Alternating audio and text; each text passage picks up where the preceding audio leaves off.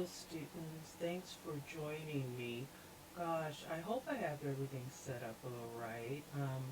Let this be a quick test. But what I wanted to discuss today in Dissertation Dilemmas was Chapter 1. And in Chapter 1, we have about 8 to 9 subtopics that we need to focus on. Now, Chapter 1 sets the stage for your dissertation.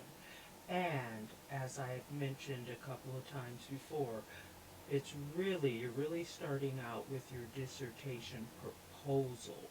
So focus on that. And right in chapter 1, you are wanting to convince your chair and committee that your topic is something that has merit, all right, that it's important enough to be discussed. And you want to persuade them that your topic is relevant, is necessary, it's interesting, that it has all of the components of a dissertation, of something, of a project, of a research project, basically, all right? Okay, so I am going to transition. I'm going to talk about quickly the different components, or I should say sub topics in your chapter 1. All right, so we have first the introduction, then we have the statement of the problem. Sometimes those are together in the same paragraph, maybe two paragraphs, two or three paragraphs. Then we have the conceptual framework for the study, and this is really important because this is what's going to make up a lot of your literature review, which comes in the next chapter, chapter 2. All right. Okay, then you're going to talk about the purpose of the study, and you're going to present your research questions. Then we're going to go into the definition of terms.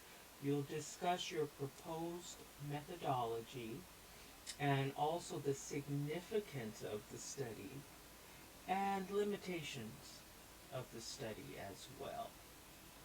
All right? Okay.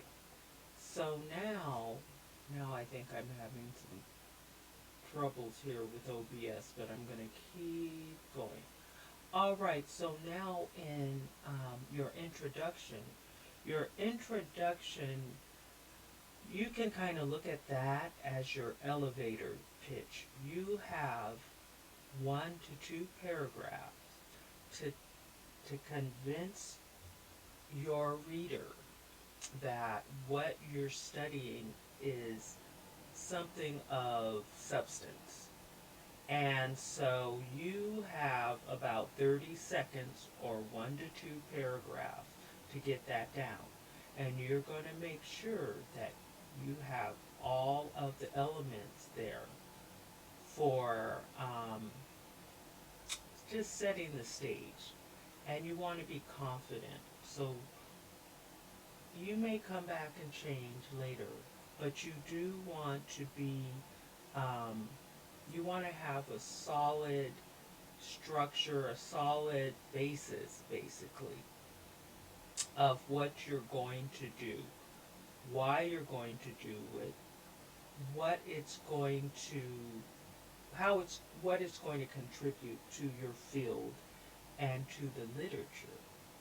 All right, and so these are the things that you're going to want to get into that introduction. All right, so basically that's where we are.